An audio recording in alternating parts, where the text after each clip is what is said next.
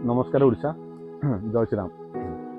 ये भिडियोटी से जो मैंने आमर प्रिय मुख्यमंत्री नवीन पट्टनायक हारीगला घर बस कुंभीर कान में कामुन सोशल मीडिया कुंभीर कान में कामुन। हिंदी में गोटे छोट डायलॉग अच्छी, किसी ने क्या खूब कहा है, अहंकार न कीजिए जनाब, वक्त की समुद्र में कई सिकंदर डूब गए। ये जो सोशल मीडिया में देखुचे आजिकल बहुत घूरी बुलूँ आम प्रिय मुख्यमंत्री नवीन पट्टनायक हारीगला बहुत तर्जमा कर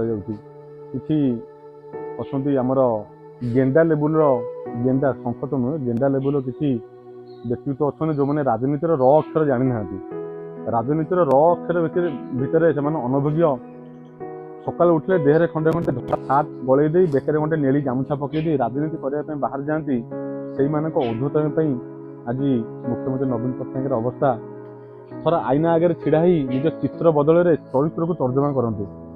ये भिडियोटी से बुझीपारे क्या आक्षेप कर आईना आगे छिड़ा निज चित्र बदल निज चरित्र को तर्जमा करूँ। आपण मान स्नेह प्रेम नवीन पट्टनायक प्रति थिला ना निज पकेट प्रति थिला?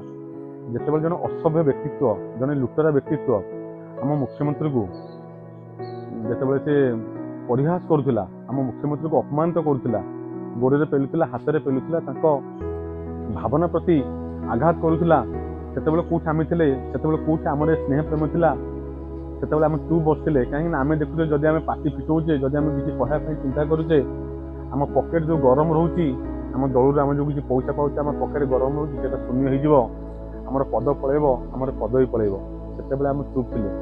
कि बर्तमान जिते गोटे कथार अच्छी मनुष्य बंची बेले के तार सम्मान कराए मनुष्य मरीगला तार सम्मान कराए सेमती मुख्यमंत्री पदर हटिगला प्रति आमर ए कुंभीर कान में बाहरी आसती।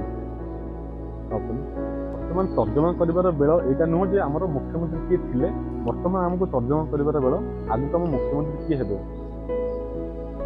आमर मुख्यमंत्री नवीन पट्टनायक थे, बीजेपी सरकार थे, बर्तमान मुख्यमंत्री जी भी हूँ बीजेपी सरकार आसो सरकार जी भी आसू आपण घर अर्थनैतिक परिस्थिति कहीं बदल दे पारे ना जेपर्यंत आपण ये मागणा ख्या योजना निज मुंड को बिक्री करदे।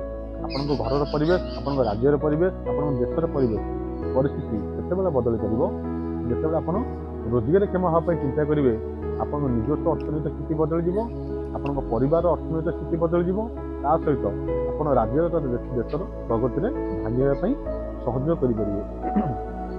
नूतन सरकार को मोर अनुरोध, नवीन पट्टनायक सब कार्य मोर बहुत प्रशंसा था, मुझे फैन थी। केवल गोटे जिनस मत बहुत खराब लगे दुख लगे जो मागणा ख्या योजना लोक मान पंगु कर 20-25 किलो चाउल मिल जाता, 5 किलो गहम अटा मिल जाता, कौन होता लोक मैंने कोड़ी ही घरे बस पड़े आम तो खाए दुटा मिल जाऊँगी आम घरे बसवा 500 मिल जाऊँगी भत्ता फत्ता चाउल डाली तेल लुण मिलगला आम घरे बसवा खाଇବା बढ़िया जीवन बीतेगा। अपंग जीवन आप करदे से लोक जो परिश्रम करने चिंता कर दिन को 500-700 इनकम करने चेष्टा कर निजस्व परिवेश बदल सहित परिवार स्थिति बदल जहाँफल राज्य तथा देशर अग्रति में सहयोग करने सक्षम हो पार।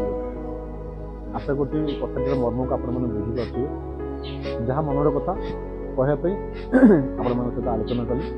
आज भिडियो देखिए रोचे नमस्कार।